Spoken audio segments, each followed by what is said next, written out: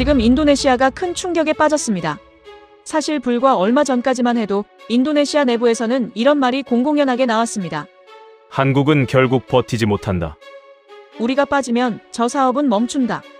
5년 동안 KF-21 분담금 8천억 원이 이행되지 않아도 한국은 계속 기다려왔기 때문입니다. 그래서 이번에도 버티면 끝이라고 생각했습니다. 하지만 그 판단이 완전히 뒤집힌 건 한국이 72시간의 최후 통첩을 보낸 순간이었습니다. 그리고 돌아온 결론은 단호했습니다. 8천억 원 돌려줄 수 없습니다. 하지만 더 충격적인 건 그 자리를 한국이 그냥 비워두지 않았다는 사실이었습니다. 인도네시아가 빠져나간 그 자리를 필리핀이 그대로 낚아챘기 때문입니다. 한국을 끝까지 만만하게 봤던 선택은 결국 수십조 원 규모의 손실로 되돌아왔습니다. 지금부터 그 오판이 어떻게 판을 뒤집었는지 그 전말을 전해드립니다. 저는 샤프리 샴수딘입니다. 인도네시아 국방부 장관직을 맡고 있죠. 2025년 2월 초 자카르타 국방부 청사 3층 회의실. 평소와 다른 분위기가 느껴졌습니다. 참모들의 표정이 굳어 있었어요. 누구도 먼저 말을 꺼내지 않았죠. 테이블 위에는 한국방위사업청에서 보낸 공문 한 장이 놓여 있었습니다. KF-21 보람의 공동개발 사업 분담금 납부 독촉. 세 번째 독촉장이었습니다. 하지만 저는 그다지 긴장하지 않았어요. 오히려 여유가 있었죠. 한국이 우리를 어떻게 하겠습니까? 2억 7천만 인구의 동남아시아 최대 국가, 성장하는 경제대국인 인도네시아를 말입니다. 창밖으로 자카르타 시내가 내려다 보였습니다. 고층 빌딩들 사이로 오후 햇살이 쏟아지고 있었어요. 저는 커피잔을 들어올리며 참모들을 둘러봤습니다. 8천억 원이라는 숫자가 보고서에 적혀 있었습니다. 한국 돈으로 따지면 작은 금액이 아니었죠. 우리 인도네시아 입장에서도 만만치 않은 규모였습니다. 그런데 저는 그 숫자를 보면서 오히려 기회를 느꼈어요. 협상의 여지가 있다고 판단했습니다. 국방부 방산정책 차관보 아유 프라티위가 조심스럽게 입을 열었습니다. 장관님, 한국 측 태도가 예전과 달라지고 있습니다. 이번 공문은 걱정 마십시오. 저는 그녀의 말을 가볍게 잘라냈어요. 손을 흔들며 웃음을 지었죠. 한국은 우리가 필요합니다. 동남아시아 시장에서 인도네시아만큼 중요한 파트너가 어디 있겠어요. 그들이 우리를 포기할 리 없습니다. 아유의 눈빛이 흔들렸습니다. 뭔가 더 말하고 싶어 하는 것 같았지만 결국 고개를 숙였어요. 회의실 안에 짧은 침묵이 흘렀습니다. 저는 보고서를 덮으며 자신감 있게 말했습니다. 프랑스 라팔 전투기 도입 건은 어떻게 되고 있습니까? 참모 한 명이 서류를 넘기며 대답했어요. 컨설턴트 피에르 르클레르가 다음 주 방문 예정입니다. 구체적인 조건을 논의하기로 했습니다. 좋습니다. 한국에게 우리가 다른 선택지를 가지고 있다는 걸 보여줘야 합니다. 그때는 그렇게 생각했습니다. 협상이란 카드게임과 같다고 믿었죠. 우리는 충분한 패를 쥐고 있었고 한국은 결국 양보할 거라고 확신했습니다. 회의실 밖으로 나서면서 저는 여전히 여유로웠습니다. 복도를 걷는 발걸음이 가벼웠어요. 하지만 그 순간 제 휴대전화가 진동했습니다. 휴대전화 화면에 한국방위사업청 국제협력 담당관 이름이 떠올랐습니다. 맞지 않았어요. 복도를 걸으며 전화를 주머니에 도로 넣었죠. 지금 받아봤자 뻔한 내용일 게 분명했습니다. 분담금 납부 일정을 묻는 전화였을 겁니다. 사흘 후 프랑스 방산 컨설턴트 피에르 르클레르가 자카르타에 도착했습니다. 50대 중반의 그는 회색 정장을 단정하게 차려입고 있었어요. 악수를 나누는 그의 손에서 자신감이 느껴졌습니다. 장관님, 라팔은 단순한 전투기가 아닙니다. 피에르가 프레젠테이션 자료를 펼쳐 보이며 말했어요. 화면에는 라팔 전투기가 항모 갑판에서 이륙하는 장면이 나왔죠. 프랑스 해군이 실전에서 검증한 기체입니다. 리비아, 시리아, 말리. 모두 라팔이 활약한 전장이었습니다. 저는 고개를 끄덕였습니다. 인상적이었어요. 하지만 가격이 문제였죠. 한국 KF-21과 비교하면 어떻습니까? 제 질문에 피에르가 잠시 미소를 지었습니다. 그리고 조심스럽게 대답했어요. KF-21은 아직 개발 단계입니다. 실전 배치는 2026년 이후로 예상되죠. 반면 라팔은 지금 당장 인도 가능합니다. 그렇군요. 그리고 장관님. 피에르가 몸을 앞으로 기울이며 목소리를 낮췄습니다. 국가에는 체면이라는 게 있습니다. 인도네시아 같은 지역 강국이 개발 단계의 전투기를 기다리며 분담금 문제로 논란을 겪는 모습, 그게 과연 바람직할까요? 그 말이 제 마음을 건드렸습니다. 체면. 맞는 말이었어요. 우리는 동남아시아의 리더였습니다. 한국에게 끌려다니는 모습을 보일 수는 없었죠. 회의가 끝나고 집무실로 돌아왔을 때 아유 차관보가 기다리고 있었습니다. 그녀의 손에는 또 다른 보고서가 들려 있었어요.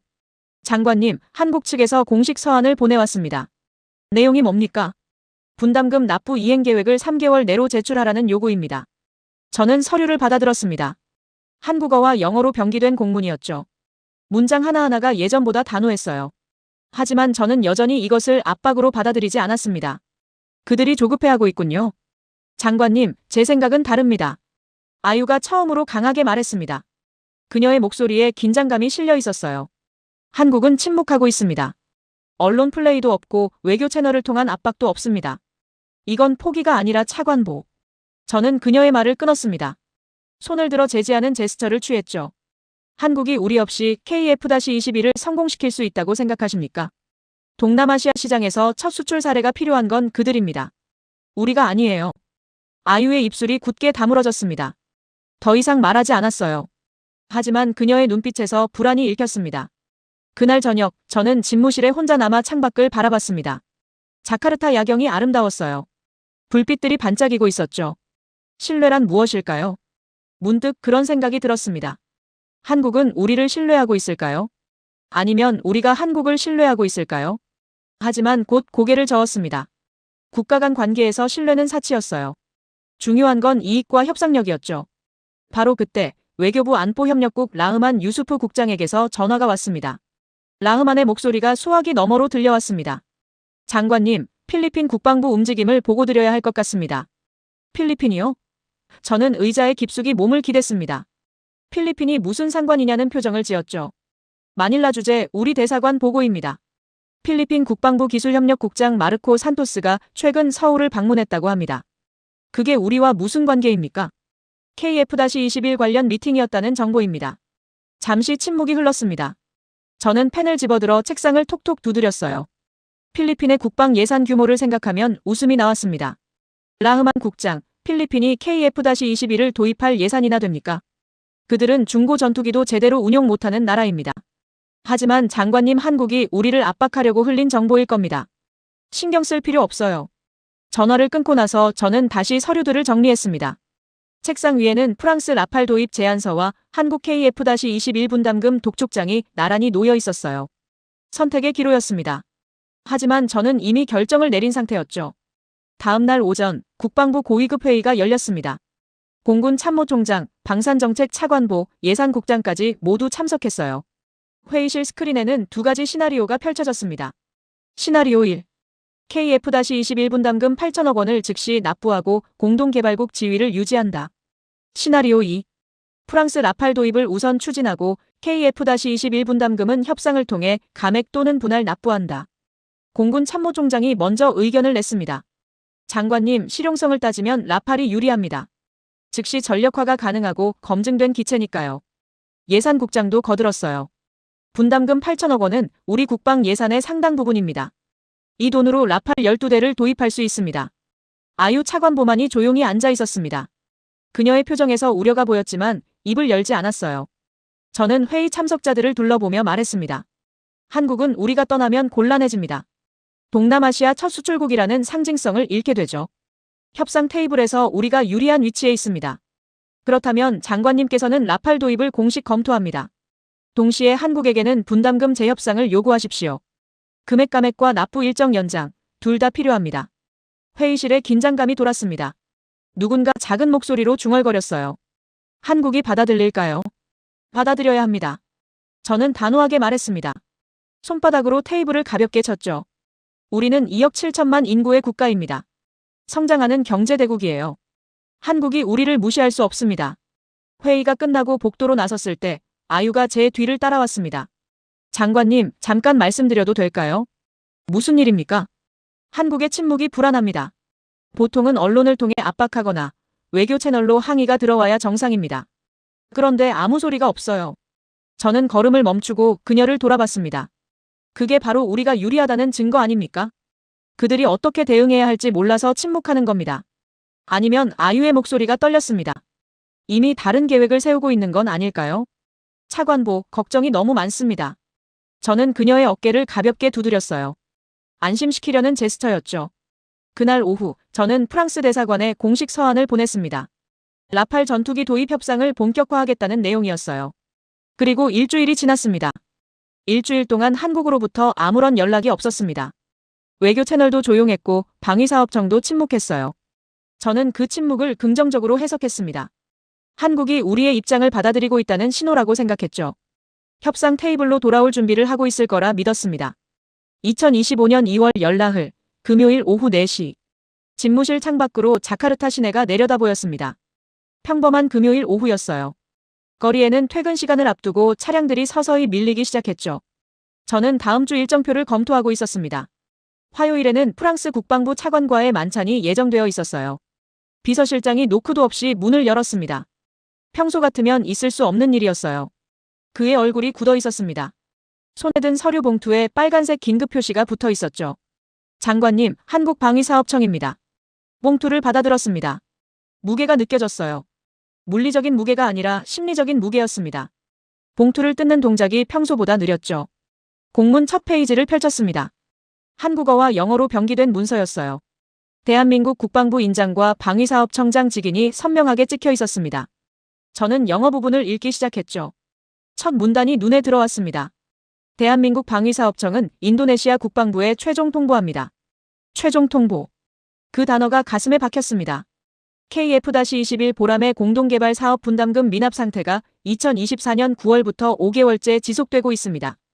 인도네시아 측은 2025년 2월 17일 월요일 오후 5시까지 구체적이고 실행 가능한 납부 이행 계획서를 제출하시기 바랍니다. 72시간. 주말을 포함해서 정확히 72시간이었습니다. 문서는 계속 이어졌어요. 기한 내 이행 계획서가 제출되지 않거나 제출된 계획의 실행 가능성이 인정되지 않을 경우 대한민국 정부는 인도네시아의 KF-21 공동개발국 지위에 대한 재검토가 진행될 것임을 알려드립니다. 재검토. 그들은 박탈이라는 단어를 쓰지 않았습니다. 하지만 의미는 명확했어요. 공동개발국 지위 상실. 8천억 원이 아니라 미래기술 이전, 생산 참여, 수출 이익 배분, 모든 것을 잃는다는 뜻이었죠. 마지막 문단이 더 충격적이었습니다. 본 통보는 대한민국 정부의 최종 입장이며 추가 협상이나 재논의는 불가함을 명시합니다. 추가 협상 불가. 협상 테이블 자체가 사라진 겁니다. 저는 서류를 책상 위에 내려놓았습니다. 손이 미세하게 떨리고 있었어요. 심호흡을 했죠. 진정하려고 애썼습니다. 창밖을 다시 봤습니다. 자카르타 거리는 여전히 평화로웠어요. 사람들은 주말을 앞두고 설레는 표정으로 걷고 있었죠. 하지만 제가 서 있는 이 집무실 안은 전혀 다른 세계였습니다. 비서실장에게 지시했습니다. 아유 차관보, 라흐만 국장, 공군 참모총장, 예산국장 모두 1시간 내로 소집하십시오. 주말 계획 전부 취소입니다. 알겠습니다. 그가 나간 후 저는 혼자 남았습니다. 72시간. 그 숫자가 머릿속에서 맴돌았어요. 금요일 오후 4시부터 월요일 오후 5시까지. 토요일과 일요일이 포함되어 있었습니다. 한국 정부 부처는 주말에 문을 닫죠. 실질적으로 협의할 수 있는 시간은 월요일 하루뿐이었습니다. 계산된 압박이었습니다. 한국은 우리에게 생각할 시간을 주지 않으려 했어요. 선택의 여지를 차단한 겁니다. 받아들이거나 거부당하거나 둘 중 하나였죠. 책상 서랍을 열었습니다. 지난 3개월 동안 한국과 주고받은 문서들이 정리되어 있었어요. 첫 독촉장, 두 번째 독촉장, 세 번째 독촉장. 문서의 어조가 점점 강경해지는 게 보였습니다. 저는 그걸 무시했었습니다. 협상 전술이라고 생각했죠. 한국이 조급해하는 거라고 판단했습니다. 우리가 카드를 쥐고 있다고 믿었어요. 착각이었습니다. 1시간 후 긴급회의실에 고위급 인사들이 모였습니다. 모두 주말 계획을 취소하고 급히 소집된 상태였어요. 표정들이 어두웠습니다. 저는 한국 공문을 스크린에 띄웠습니다. 회의실에 침묵이 흘렀어요. 누구도 먼저 말을 꺼내지 않았습니다. 그때였습니다. 아유 차관보가 침묵을 깼습니다. 장관님, 이행 계획서를 작성해야 합니다. 지금 당장요. 그녀의 목소리가 떨리고 있었어요. 하지만 단호했습니다. 회의실 안다른 참석자들도 고개를 끄덕였죠. 저는 팔짱을 낀 채 스크린을 바라봤습니다. 72시간이라는 숫자가 빨간 글씨로 강조되어 있었어요. 계획서를 낸다고 해서 달라질 게 있습니까? 제 질문에 회의실이 다시 조용해졌습니다. 예산국장이 조심스럽게 입을 열었어요. 장관님, 8천억 원을 즉시 납부하는 건 불가능합니다. 예산 편성상 최소 6개월은 필요합니다. 그렇다면 분할 납부 방안을 제시하십시오. 공군 참모총장이 서류를 넘기며 말했습니다. 문제는 한국이 분할 납부를 받아들이느냐입니다. 공문을 보면 실행 가능성을 검토한다고 했습니다. 우리가 제시한 안을 거부할 수도 있다는 뜻이죠. 라흐만 국장이 태블릿을 켰습니다. 화면에는 필리핀 관련 정보가 떠올랐어요. 더 심각한 문제가 있습니다. 필리핀 국방부 대표단이 지금 서울에 있습니다. 이틀째입니다.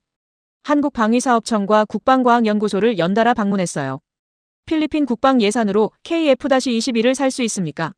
제가 반문했습니다. 목소리에 비웃음이 섞여 있었죠. 그들은 중고 전투기나 간신히 운용하는 나라입니다. 최신의 전투기 도입은 꿈도 못 꿔요. 장관님. 라흐만이 화면을 확대했습니다. 필리핀은 작년 미국으로부터 30억 달러 규모 군사 원조를 약속받았습니다. 남중국해 문제 때문이죠. 그 돈이면 KF-21 20대 정도는 충분히 구매 가능합니다. 저는 입을 다물었습니다. 필리핀의 전략적 가치가 머릿속에 그려졌어요. 남중국해, 미국과의 동맹관계, 중국 견제. 한국 입장에서 보면 인도네시아보다 더 확실한 파트너일 수도 있었습니다. 아유가 다시 말했습니다. 장관님, 결정해 주십시오. 이행계획서를 제출하겠습니까? 아니면 뭡니까? 제 목소리가 날카로워졌어요. 공동개발국 지위를 포기하자는 겁니까? 우리가 지난 4년 동안 투자한 시간과 돈을 그냥 버리자는 겁니까? 회의실에 무거운 침묵이 내려앉았습니다. 예산국장이 조용히 말했어요. 이미 납부한 금액이 얼마입니까? 2천억 원입니다. 아유가 대답했습니다. 2021년부터 2023년까지 세 차례에 걸쳐 납부했습니다. 남은 금액이 8천억 원이죠. 그 돈은 어떻게 됩니까? 지위를 박탈당하면 돌려받을 수 있습니까? 아유가 고개를 저었습니다. 계약서 조항을 확인했습니다. 인도네시아 측 귀책 사유로 계약이 종료될 경우 기납부 금액은 개발 비용으로 정산되며 반환되지 않습니다. 2천억 원. 그냥 날아가는 겁니다. 저는 의자 등받이에 몸을 기댔습니다. 천장을 올려다봤어요. 형광등 불빛이 눈부셨습니다. 공군 참모총장이 신중하게 말했습니다. 장관님, 현실적으로 생각해봐야 합니다. 우리에게는 프랑스 라팔이라는 대안이 있습니다. KF-21에 집착할 이유가 없어요. 라팔 계약은 어디까지 진행됐습니까? 프랑스 측과 기본 합의는 끝났습니다. 가격과 인도 일정만 확정하면 됩니다. 저는 눈을 감았습니다. 선택지가 명확해 보였어요. 한국의 최후 통첩을 무시하고 프랑스로 방향을 틀면 됐습니다. 체면도 살리고 실리도 챙기는 길이었죠. 하지만 무언가 걸렸습니다. 한국의 태도가 석연치 않았어요. 그들은 왜 이렇게 단호하게 나올까요? 우리를 버릴 준비가 정말 되어 있는 걸까요? 라흐만이 조심스럽게 물었습니다. 장관님, 혹시 한국 측과 비공식 접촉을 시도해 보시겠습니까? 협상 여지가 있는지 타진이라도 공문에 뭐라고 써 있습니까? 제가 스크린을 가리켰습니다. 추가 협상 불가. 그들은 문을 닫았습니다. 그렇다면 아유가 서류를 앞으로 밀었습니다. 이행계획서 초안입니다. 6개월 분할 납부안입니다. 일단 이걸 제출하고 시간을 버는 겁니다. 저는 서류를 집어들었습니다. 내용을 훑어봤어요. 2025년 3월부터 8월까지 매달 조 3천억 원씩 납부한다는 계획이었습니다. 그럴듯해 보였죠. 하지만 실현 가능성은 낮았습니다. 예산 편성, 국회 승인, 재정 확보. 모든 과정이 순조롭게 진행되어야 가능한 일이었어요. 한국도 그걸 알고 있을 겁니다. 이걸 내면 받아들일까요? 제 질문에 아무도 대답하지 않았습니다. 회의실 시계가 째깍거리는 소리만 들렸어요. 금요일 오후 5시 30분. 시간이 흐르고 있었습니다. 저는 결정을 내려야 했습니다. 그런데 그 순간 제 휴대전화가 진동했습니다. 화면에는 프랑스 대사관 번호가 떠 있었습니다. 피에르 르클레르였어요. 타이밍이 묘했습니다. 저는 회의실 참석자들을 둘러본 후 전화를 받았죠. 장관님, 좋은 소식입니다. 피에르의 목소리가 들렸습니다. 평소보다 흥분되어 있었어요. 파리 본부로부터 최종 승인이 떨어졌습니다. 라팔 12대, 인도 시기는 내년 3월. 가격도 우리가 제시한 선에서 합의 가능합니다. 저는 잠시 말이 없었습니다. 라팔이라는 단어가 머릿속에서 맴돌았어요. 검증된 전투기였죠. 즉시 전력화가 가능하고 프랑스라는 확실한 파트너가 있었습니다. 계약서 초안은 언제 받을 수 있습니까? 다음 주 월요일 오전에 전달하겠습니다. 월요일 오전이라는 말에 제 심장이 빠르게 뛰었어요. 한국이 요구한 최후 통책 시한이 바로 그날 오후 5시였습니다. 묘하게 겹치는 일정이었죠. 알겠습니다. 검토 후 연락드리죠. 전화를 끊자 회의실 안 모든 시선이 저에게 쏠렸습니다. 누구도 말하지 않았지만 다들 통화 내용을 짐작하고 있는 표정이었어요. 저는 천천히 입을 열었습니다. 프랑스가 확답을 줬습니다. 라팔 도입이 확정 단계에 들어갔어요. 아유 차관보가 급하게 앞으로 몸을 기울였습니다. 그녀의 목소리에 다급함이 묻어났어요. 장관님, 그건 별개 문제입니다. 지금 우리가 다뤄야 할 건 한국 최후 통첩에 대한 답변이죠. 72시간밖에 남지 않았습니다. 차관보, 왜 우리가 한국의 압박에 굴복해야 합니까? 저는 팔짱을 끼고 그녀를 바라봤습니다. 제 목소리가 단호했어요. 대안이 있는데 말입니다. 라팔이라는 명확한 대안이 바로 눈앞에 있지 않습니까? 하지만 이미 투자한 2천억 원은 어떻게 하시겠습니까? 아유의 목소리가 떨렸습니다. 그녀는 서류를 뒤적이며 숫자를 다시 확인했죠. 2021년부터 지금까지 3차례에 걸쳐 납부한 돈입니다. 그냥 포기할 수 있는 금액이 아니에요. 저는 한숨을 내쉬었습니다. 창밖을 잠시 바라봤다가 다시 회의 참석자들을 둘러봤어요. 손실로 처리하면 됩니다. KF-21 개발 참여는 실패한 사업으로 정리하는 겁니다. 국방 사업에서 이런 일은 드물지 않죠. 회의실이 술렁거리기 시작했습니다. 참모들이 서로 눈빛을 주고받았어요. 공군 참모총장이 신중한 어조로 물었습니다. 그는 양손을 테이블 위에 깍지 낀 채 저를 바라봤죠. 그렇다면 장관님께서는 한국 측 통첩을 무시하시겠다는 말씀이신 겁니까? 무시가 아닙니다. 저는 고개를 저었습니다. 손가락으로 책상을 톡톡 두드리며 설명했어요. 이행계획서는 제출합니다. 하지만 그건 형식적인 답변일 뿐이죠. 실제로는 프랑스와 계약을 진행하는 겁니다. 한국이 우리의 진짜 의도를 파악하기 전에 모든 걸 마무리하면 됩니다. 라흐만 국장이 끼어들었습니다. 그의 얼굴이 창백해 보였어요. 목소리도 평소보다 떨리고 있었죠. 장관님, 그건 너무 위험한 선택입니다. 만약 한국이 정말로 우리를 자르면 어떻게 합니까? 2천억 원만 날리는 게 아니에요. 향후 한국과의 모든 방산 협력이 끊기는 겁니다. K9 자주포 정비 부품, FA-50 경공격기 유지 보수, 이 모든 게 영향을 받습니다. 그들이 감히 우리를 자르겠습니까? 제 목소리가 높아졌습니다. 주먹으로 테이블을 내리쳤어요. 둔탁한 소리가 회의실에 울렸죠. 인도네시아가 누구입니까? 2억 7천만 인구를 가진 국가입니다. 동남아시아 최대 시장이에요. 한국이 우리를 포기하면 이 지역에서 발판을 완전히 잃는 겁니다. 그들이 그런 선택을 할 리 없어요. 아유가 조용히 하지만 분명하게 말했습니다. 필리핀이 그 발판이 될 수도 있습니다. 장관님. 그 말에 저는 잠시 멈칫했습니다. 하지만 곧 고개를 저었어요. 필리핀은 우리와 다릅니다. 경제 규모도 다르고 지역 내 영향력도 비교가 안 되죠. 한국은 결국 우리에게 돌아올 겁니다. 시간이 지나면 그들이 먼저 협상을 요청할 거예요. 회의실에 무거운 침묵이 내려앉았습니다. 에어컨 돌아가는 소리만 희미하게 들렸어요. 저는 최종 결정을 내렸습니다. 이행계획서를 작성하십시오. 6개월 분할 납부안으로 제출합니다. 그리고 동시에 프랑스와 라팔 계약 진행을 준비하죠. 월요일까지 모든 준비를 끝내십시오. 아유가 마지막으로 한 번 더 시도했습니다. 그녀의 눈빛이 절박했어요. 목소리도 떨리고 있었죠. 장관님, 이건 도박입니다. 잘못되면 우리가 감당할 수 없는 결과가 올 수도 있어요. 저는 자리에서 일어나며 그녀를 내려다봤습니다. 제 목소리는 여전히 단호했어요. 잘못되지 않을 겁니다. 한국은 협상 테이블로 돌아올 수밖에 없으니까요. 그들에게 다른 선택지가 없습니다. 회의가 끝났습니다. 참석자들이 하나둘 회의실을 빠져나갔어요. 아유는 서류를 챙기면서도 계속 고개를 저었고 라흐만은 한숨을 쉬며 복도로 사라졌죠. 저는 집무실로 돌아왔습니다. 창밖을 바라보니 금요일 저녁이었어요. 자카르타에 어둠이 내리고 있었습니다. 거리의 불빛들이 하나씩 켜지기 시작했죠.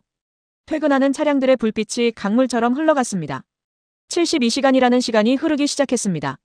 하지만 저는 여전히 확신하고 있었어요. 한국이 결국 양보할 거라고 믿었죠. 그들이 우리를 포기할 리 없다고 생각했습니다. 주말이 지나가고 마침내 월요일이 밝았습니다. 7장 2025년 2월 17일 월요일 아침 8시 집무실에 도착했을 때 이미 참모들이 모여 있었습니다. 주말 내내 작업한 흔적이 역력했어요.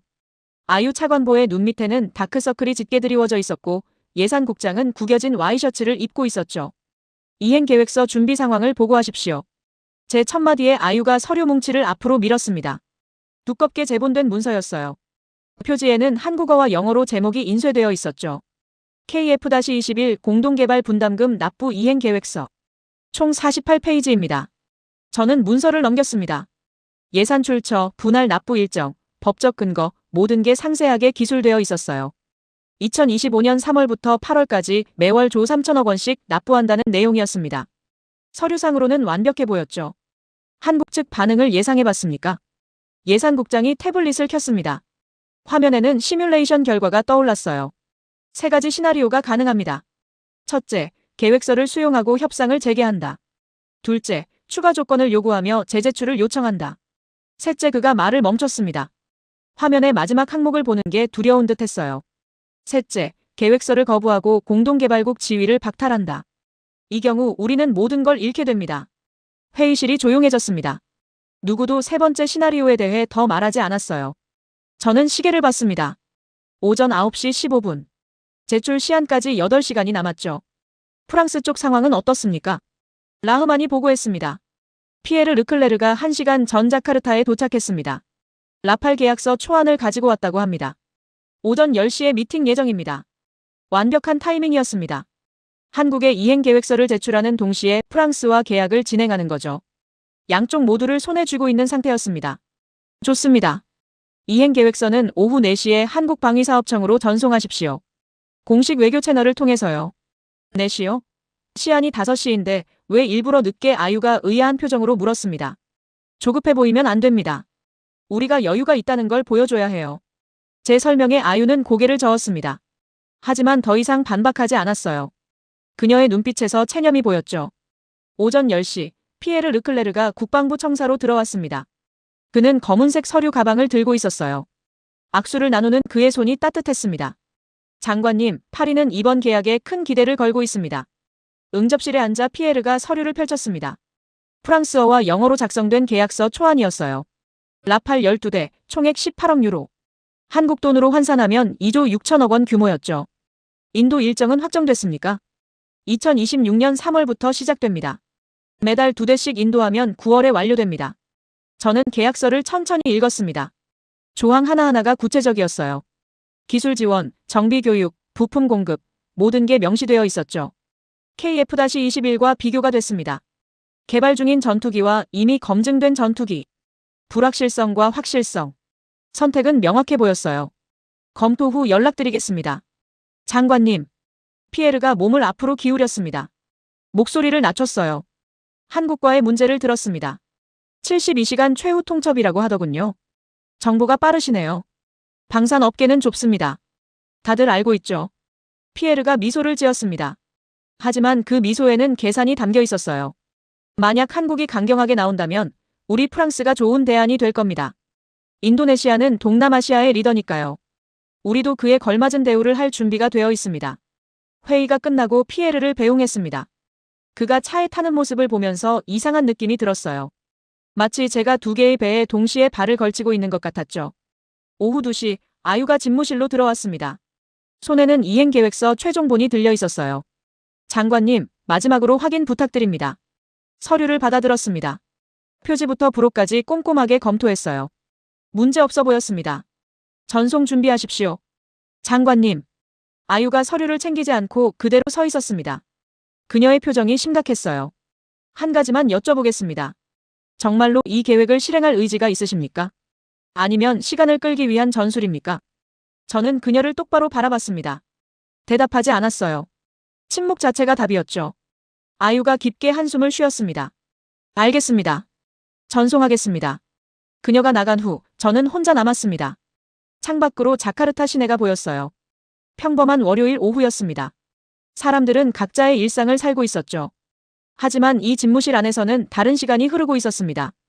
오후 4시 정각, 이행계획서가 한국방위사업청으로 전송됐습니다.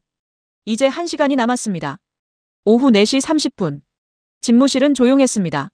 저는 책상 앞에 앉아 컴퓨터 화면을 바라보고 있었어요. 이메일 송신 확인 메시지가 떠 있었죠. 한국방위사업청 공식 이메일 주소로 이행계획서가 전달됐다는 내용이었습니다. 시계를 봤습니다. 시한까지 30분 남았어요. 휴대전화를 집어들었습니다. 혹시 한국에서 연락이 올까 싶어서였죠. 하지만 화면은 조용했습니다. 아무 알림도 없었어요. 창밖을 바라봤습니다. 자카르타 시내에 석양빛이 내려앉고 있었어요. 건물들의 유리창이 주황빛으로 물들었죠. 아름다운 풍경이었지만 마음은 편치 않았습니다. 문이 노크 소리 없이 열렸습니다. 아유 차관 보였어요. 그녀의 손에는 태블릿이 들려 있었죠. 장관님, 서울주재대사관에서 연락 왔습니다. 한국 측 반응입니까? 아직 공식 답변은 없습니다. 하지만 아유가 태블릿 화면을 제게 보여줬습니다. 한국 언론 기사였어요. 방위사업청 청사에 고위급 회의가 소집됐다고 합니다. 국방부 차관, 외교부 관계자까지 참석했다는 정보입니다. 기사를 읽었습니다. 짧은 내용이었지만 의미는 명확했어요. 한국 정부가 우리의 이행 계획서를 검토하고 있다는 뜻이었죠. 그들이 받아들일 겁니다. 제 말에 아유가 고개를 저었습니다. 확신할 수 없습니다. 회의 분위기가 심상치 않다는 게 대사관 분석입니다. 차관보는 너무 걱정이 많습니다. 저는 태블릿을 돌려줬어요. 의자에 깊숙이 몸을 기댔죠. 한국은 결국 협상할 겁니다. 동남아시아 시장을 포기할 수 없으니까요. 오후 4시 50분. 비서실장이 급하게 들어왔습니다. 그의 얼굴에 긴장감이 역력했어요. 장관님, 한국방위사업청에서 이메일이 도착했습니다. 심장이 빠르게 뛰기 시작했습니다. 저는 컴퓨터 앞으로 몸을 당겼어요. 마우스를 클릭해 이메일을 열었죠. 발신인은 한국방위사업청 국제협력본부장이었습니다. 제목은 간단했어요. 이행계획서 검토 결과 통보 본문을 읽기 시작했습니다. 첫 문장부터 가슴이 철렁했어요. 귀측이 제출한 이행계획서를 검토한 결과 실행 가능성이 불충분하다고 판단됩니다. 손이 떨렸습니다. 다음 문장을 읽었죠. 6개월 분할 납부하는 구체적 예산 확보 근거가 미흡하며 국회 승인 절차에 대한 명확한 일정이 제시되지 않았습니다. 따라서 본 계획서는 2025년 2월 열나흘 통보문에서 요구한 실행 가능한 이행 계획으로 인정하기 어렵습니다. 화면이 흐릿하게 보였습니다. 눈을 감았다가 다시 떴어요. 마지막 문단이 남아 있었습니다. 대한민국 정부는 2025년 2월 17일 오후 5시를 기해 인도네시아의 KF-21 공동개발국 지위를 공식 종료함을 통보합니다. 기납부 분담금 2천억 원은 개발 비용으로 정산되며 반환되지 않습니다. 향후 KF-21 관련 모든 기술 자료 접근 권한이 즉시 차단됩니다. 시계를 봤습니다. 오후 4시 55분. 5분 후면 모든 게 끝나는 겁니다. 저는 의자에서 일어났습니다. 다리에 힘이 없었어요. 책상을 짚고 겨우 균형을 잡았죠. 이럴 수가 말이 제대로 나오지 않았습니다. 아유가 제 옆으로 다가왔습니다. 그녀도 이메일을 읽은 모양이었어요. 얼굴이 창백했죠. 장관님, 지금이라도 전화하십시오. 방위사업청장에게 직접 연락해서 뭐라고 말합니까? 제 목소리가 떨렸습니다. 용서를 빌까요? 이제 와서. 오후 5시 정각. 휴대전화에 알림이 떴습니다. 한국방위사업청 공식 보도자료였어요. 대한민국, 인도네시아 KF-21 공동개발국 지위 종료 공식 발표 끝났습니다. 한국방위사업청 보도자료가 계속 업데이트되고 있었어요. 각 언론사들이 속보로 받아쓰고 있었죠. 연합뉴스, 조선일보, 중앙일보. 제목들이 눈에 들어왔습니다. 한국, 인도네시아 KF-21 공동개발 파트너십 전격 종료 8천억 원. 분담금 미납, 결국 결별로 인도네시아 공동개발국 지위 상실과 동시에 2천억 원 날려 저는 책상 모서리를 잡았습니다. 손에 힘이 들어갔어요. 너클이 하얗게 변할 정도였죠. 집무실 문이 열렸습니다. 공군 참모총장, 예산국장, 라흐만 국장이 급하게 들어왔어요. 모두 휴대전화를 손에 쥐고 있었습니다. 장관님, 이게 대체 공군 참모총장의 목소리가 떨렸습니다. 정말로 우리를 잘랐습니까? 정말로요. 저는 대답할 수 없었습니다. 입을 열었지만 말이 나오지 않았어요. 라흐만이 태블릿을 들어올렸습니다. 화면에는 한국 국방부 브리핑 실시간 중계가 나오고 있었죠. 지금 서울에서 긴급 기자회견이 열리고 있습니다. 화면 속 한국방위사업청 대변인이 단상에 서 있었습니다. 그의 표정은 담담했어요. 감정의 동요가 전혀 보이지 않았죠. 대한민국 정부는 인도네시아와의 KF-21 공동개발 파트너십을 본일 17시를 기해 공식 종료했습니다. 이는 인도네시아 측의 반복된 분담금 미납과 성실한 이행 의지 부족에 따른 불가피한 결정입니다. 기자들의 질문이 쏟아졌습니다. 기납부 분담금 2천억 원은 어떻게 됩니까? 계약서 조항에 따라 개발 비용으로 정산됩니다. 반환되지 않습니다. 인도네시아가 항의하면 어떻게 하시겠습니까? 법적 근거가 명확합니다. 추가 협상은 없습니다. 대변인의 목소리는 한치의 흔들림도 없었습니다. 저는 의자에 주저앉았습니다. 다리에서 완전히 힘이 빠졌어요. 이럴 수가 없습니다. 한국이 정말로 예산국장이 중얼거렸습니다. 그의 손에 든 서류가 바들바들 떨리고 있었어요. 2천억 원입니다. 그냥 날아간 겁니다. 국회에 뭐라고 보고합니까? 아유가 조용히 말했습니다. 경고했습니다. 제가 여러 번 말씀드렸죠. 그녀의 목소리에는 원망이 섞여 있었어요. 라흐만의 휴대전화가 울렸습니다. 그는 잠시 통화를 하더니 얼굴이 더욱 굳어졌죠. 장관님, 서울 주재대사가 긴급 보고합니다. 무슨 내용입니까? 필리핀입니다. 라흐만이 휴대전화 화면을 돌려 보여줬습니다. 필리핀 국방부 공식 성명이었어요. 필리핀 국방부 한국과 KF-21 보람의 전투기 도입 협상 개시 발표 성명서를 읽었습니다.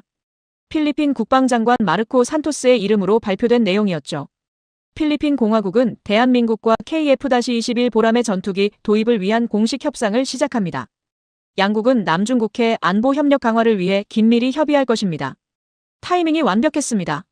한국이 우리를 자른 지 30분 만에 나온 발표였어요. 준비되어 있었다는 뜻이었죠. 한국과 필리핀은 이미 모든 걸 조율해 놓은 상태였습니다. 우리를 처음부터 교체할 계획이었던 겁니까? 공군 참모총장이 허탈하게 웃었습니다. 필리핀이 대기하고 있었어요. 우리가 넘어지기를 기다리고 있었던 겁니다. 집무실에 침묵이 흘렀습니다. 저는 창밖을 바라봤습니다. 자카르타 시내에 저녁 어둠이 내리고 있었어요. 불빛들이 하나씩 켜지기 시작했죠. 평범한 월요일 저녁이었습니다. 하지만 이 집무실 안은 폐허가 된 것 같았어요. 휴대전화가 다시 울렸습니다. 피에르 르클레르였습니다. 받지 않을 수 없었어요. 손을 떨며 전화를 받았죠. 장관님, 한국 소식 들었습니다. 피에르의 목소리는 평소와 달랐습니다. 조심스러웠어요. 안타깝게 됐습니다. 하지만 우리 프랑스가 있지 않습니까? 라팔 계약을 진행하시죠. 그러고 싶습니다만 제 목소리가 갈라졌습니다. 예산 문제를 재검토해야 할 것 같습니다. 2천억 원 손실이 확정됐으니까요. 전화 너머로 짧은 침묵이 흘렀습니다. 그렇군요. 이해합니다. 상황이 정리되면 연락 주십시오. 통화가 끊겼습니다. 프랑스마저 한 발 물러서는 게 느껴졌어요. 오후 6시 비서실장이 다급하게 들어왔습니다. 장관님, 청와대에서 연락 왔습니다. 대통령께서 내일 오전 긴급 국무회의를 소집하셨습니다. 장관님 출석 요청입니다. 국무회의. 해명해야 한다는 뜻이었습니다. 2천억 원을 날린 것에 대해 한국과의 관계를 파탄낸 것에 대해 모든 것에 대해 책임을 져야 했죠. 저는 고개를 떨어뜨렸습니다. 그리고 그때 라흐만의 휴대전화가 또 울렸습니다. 라흐만이 전화를 받았습니다. 그의 표정이 점점 굳어지는 게 보였어요. 네, 알겠습니다. 즉시 보고 드리겠습니다. 통화를 끊은 라흐만의 얼굴이 창백했습니다.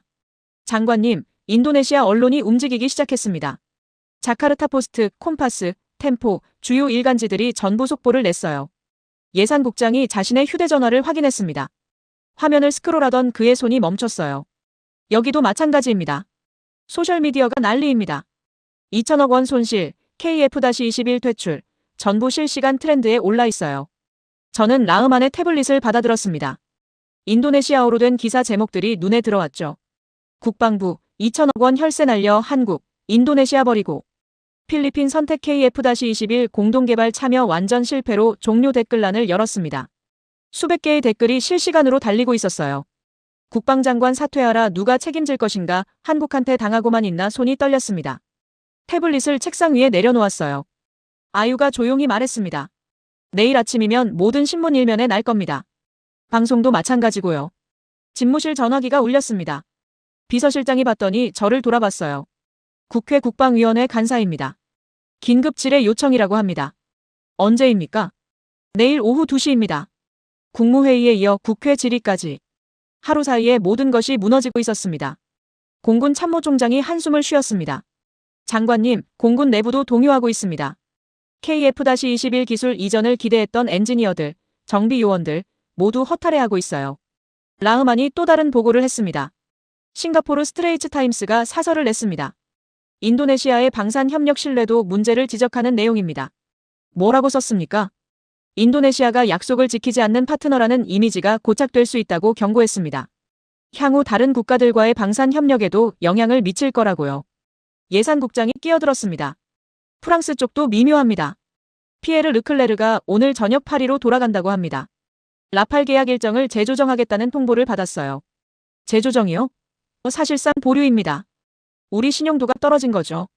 저는 의자 등받이에 기댔습니다. 천장을 올려다봤어요. 형광등 불빛이 눈부셨습니다. 모든 게 동시에 무너지고 있었습니다. 휴대전화가 다시 울렸습니다.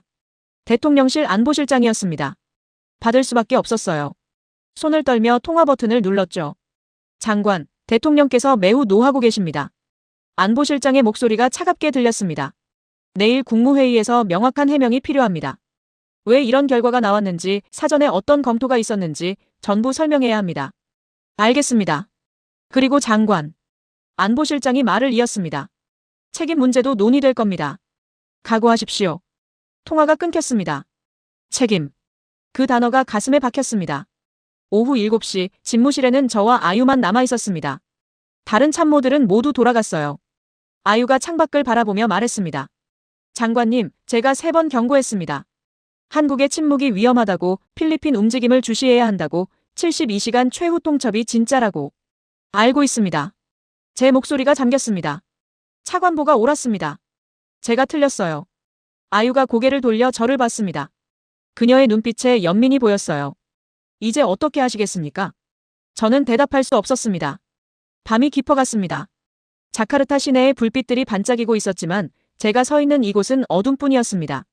그리고 다음 날 아침이 밝았습니다. 2025년 2월 18일 화요일 오전 9시. 대통령궁 국무회의실에 들어섰습니다. 긴 타원형 테이블 주위로 강요들이 앉아 있었어요. 모두의 시선이 저에게 쏠렸습니다. 무거운 침묵이 회의실을 짓누르고 있었죠. 대통령이 중앙에 앉아 있었습니다. 그의 표정은 단단하게 굳어 있었어요. 평소 온화하던 모습은 어디에도 없었습니다. 자리에 앉자마자 대통령이 입을 열었습니다. 차가운 목소리가 회의실에 울렸어요. 국방장관, 설명해 주십시오. 어떻게 2천억 원이 하루아침에 사라졌는지 말입니다. 저는 준비해온 보고서를 펼쳤습니다. 손이 떨려서 종이가 바스락거렸어요. 목이 마른 것 같았지만 물을 마실 여유도 없었죠. 각하, KF-21 공동개발 사업에 대해 보고드리겠습니다. 2021년 계약 체결 이후 우리는 대통령이 손을 들어 제 말을 막았습니다. 그의 눈빛이 날카로웠어요. 그런 경위는 다 압니다. 제가 듣고 싶은 건 과정이 아닙니다. 왜 이런 결과가 나왔는지, 왜 한국이 우리를 잘라냈는지 그것만 설명하십시오.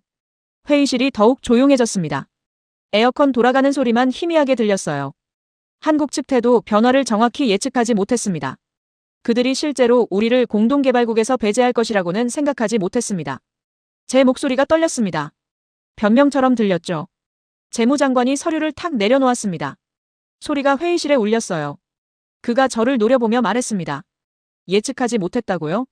방산정책 차관보가 여러 번 경고 보고를 올렸다고 들었습니다. 한국의 침묵이 위험하다고, 필리핀이 움직이고 있다고, 72시간 최후 통첩이 진짜라고 말입니다. 그 보고서들을 전부 무시한 건 장관 본인 아닙니까? 할 말이 없었습니다. 고개를 숙였어요. 외교장관이 안경을 고쳤으며 끼어들었습니다. 외교부에서도 필리핀 국방부 움직임에 대해 2차례 보고했습니다. 서울 방문, 방위사업청 미팅, 전부 파악하고 있었어요. 장관께서는 그 정보를 받고도 어떤 대응을 하셨습니까? 필리핀의 국방 예산 규모를 고려하면 KF-21 도입이 현실적이지 않다고 판단했습니다. 제 대답에 외교장관이 고개를 저었습니다. 그 판단이 완전히 틀렸다는 게 증명됐지 않습니까? 미국 군사 원조 30억 달러를 계산에 넣지 못한 겁니다. 대통령이 테이블을 손바닥으로 쳤습니다. 둔탁한 소리가 났어요. 회의실이 더욱 긴장감에 휩싸였죠. 장관, 솔직히 말해보십시오. 프랑스 라팔 계약에 너무 집중한 나머지 한국을 소홀히 한 것 아닙니까? 2개를 동시에 잡으려다 둘 다 놓친 겁니까? 가슴이 철렁 내려앉았습니다. 대통령이 핵심을 정확히 찌른 거였어요. 프랑스 라팔은 대안으로 검토한 것일 뿐 대안이요? 대통령의 목소리가 높아졌습니다. 피에르 르클레르가 어제 파리로 돌아갔다고 들었습니다. 계약도 보류됐다면서요. 대안이라던 게 이제 물 건너간 거 아닙니까? 안보실장이 보고서를 펼치며 말했습니다. 현재 상황을 정리하겠습니다. KF-21 공동개발국 지위 상실, 기납부금 2천억 원. 손실 확정, 기술 이전 기회 완전 소멸, 프랑스 라팔 계약 무기한 연기, 국제방산 협력 신뢰도 추락. 이게 맞습니까, 장관? 그렇습니다. 제 목소리가 간신히 나왔습니다. 교육장관이 조용히 말했습니다. 국민들 반응이 어떤지 아십니까? 소셜미디어가 난리입니다. 국방장관 사퇴 청원이 벌써 10만 명을 넘었어요. 대통령이 저를 똑바로 바라봤습니다. 그의 눈빛에서 실망이 읽혔어요. 장관, 국회 국방위원회 질의가 오늘 오후 2시라고 들었습니다. 거기서 뭐라고 답변하시겠습니까? 사실대로 보고하고 책임을 통감한다고 말씀드리겠습니다. 책임을 통감한다고요? 대통령이 한숨을 쉬었습니다. 깊고 무거운 한숨이었어요. 그게 끝입니까? 2천억 원 날린 것에 대해 미래 기술, 협력 기회를 잃은 것에 대해 통감한다는 말로 끝낼 수 있는 문제입니까? 저는 고개를 들 수 없었습니다. 회의가 끝났습니다. 회의실을 나서는 제 뒷모습을 강요들이 지켜봤어요. 동정의 시선도 비난의 시선도 느껴졌습니다. 복도를 걸어 나왔을 때 아유 차관보가 기다리고 있었습니다. 그녀의 표정이 어두웠어요. 장관님, 국회로 가셔야 합니다. 더 큰 심판이 기다리고 있었습니다. 오후 2시 국회 국방위원회 회의실에 들어섰습니다. 위원들이 반원형으로 앉아 있었어요. 카메라 플래시가 터졌습니다. 기자석이 가득 차 있었죠. 모든 시선이 저를 향했습니다. 증인석에 앉았습니다. 마이크 앞에 물컵이 놓여 있었어요. 손을 뻗어 물을 마셨습니다. 목이 타는 것 같았죠. 국방위원장이 서류를 정돈하며 회의를 시작했습니다. 그의 목소리가 차갑게 울렸어요. 국방부 장관 샤프리 샴수딘 KF-21 공동개발 사업 실패에 대한 국정 질의를 시작하겠습니다. 장관께서는 국민들 앞에서 솔직하게 답변해 주시기 바랍니다. 야당 간사가 먼저 일어났습니다. 그는 두꺼운 서류 뭉치를 들어올리며 말했어요. 장관, 2천억 원이 어떻게 사용됐는지 국민들에게 명확히 설명해 주십시오. 그 막대한 혈세로 우리가 얻은 게 대체 무엇입니까? 저는 마이크에 입을 가까이 댔습니다. 목소리가 떨렸어요. 2021년부터 2023년까지 세 차례에 걸쳐 분할 납부했습니다.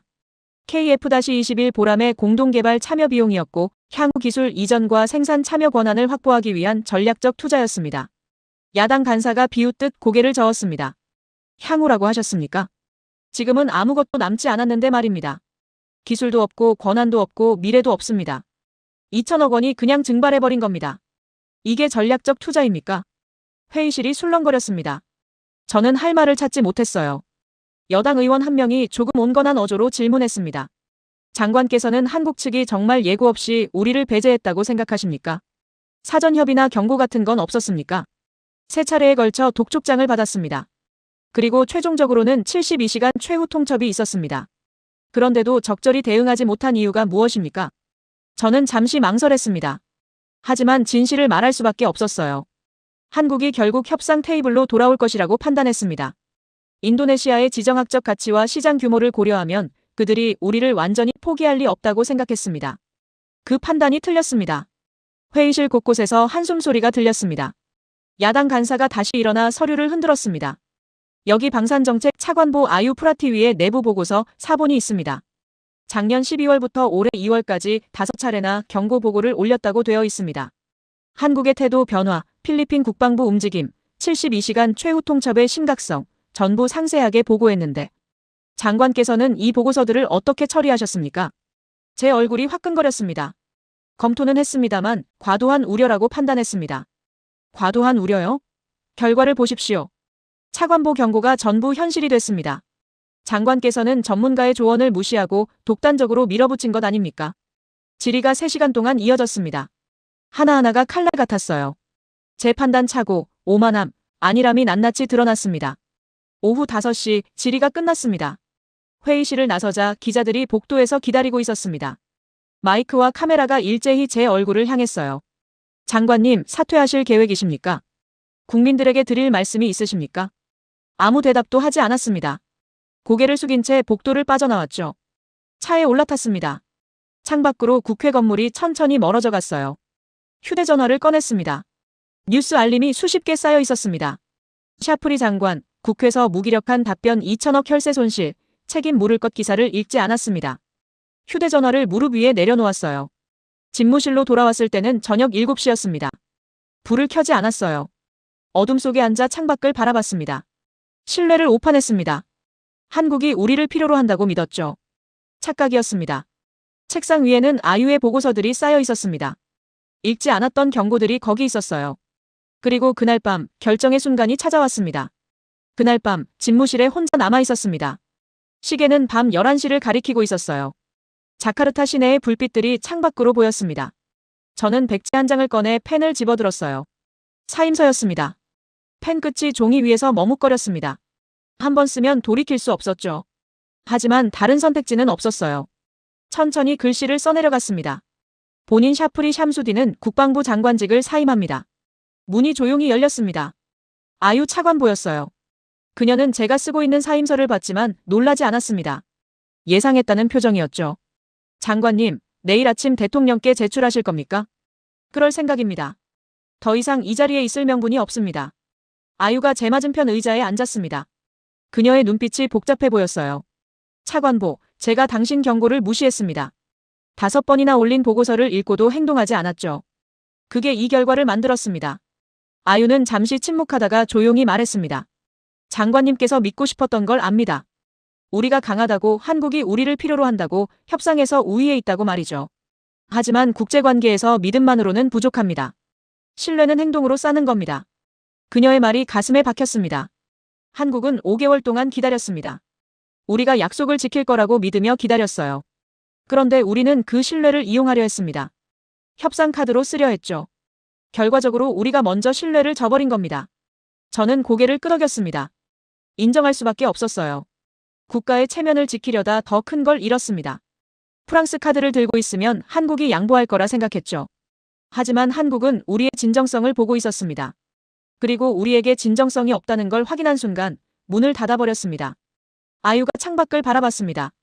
필리핀은 달랐습니다. 예산이 부족해도 성실하게 협상에 임했어요. 미국 원조를 확보하고 구체적인 계획을 제시했죠. 한국은 그런 파트너를 선택한 겁니다. 저는 사임서를 접었습니다. 봉투에 넣으며 말했어요.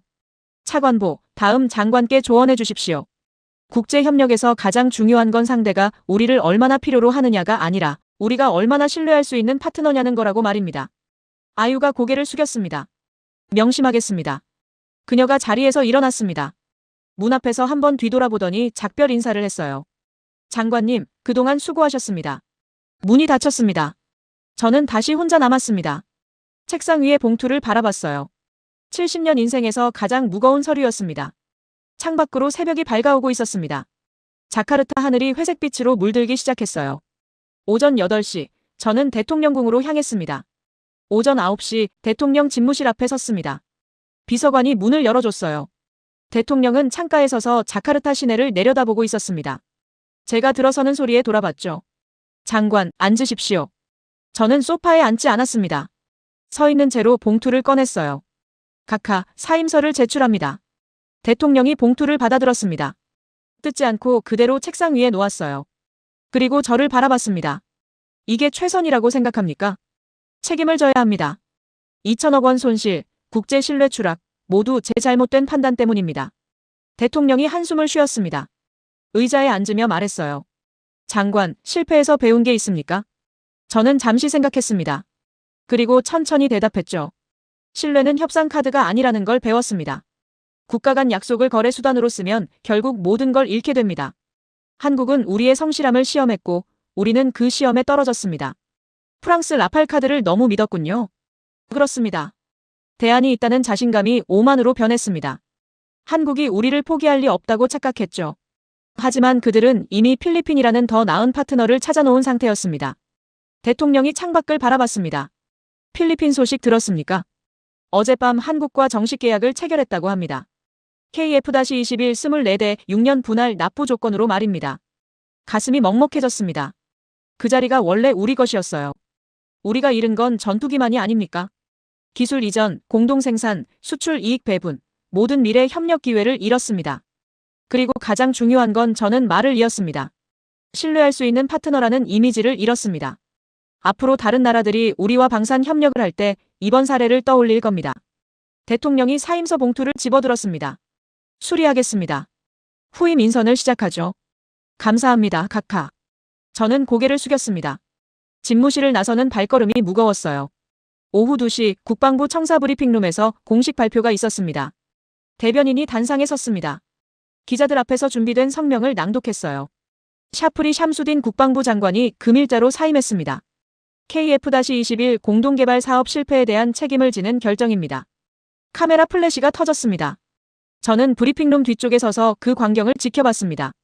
제 정치 인생이 끝나는 순간이었어요. 집무실로 돌아와 짐을 챙겼습니다.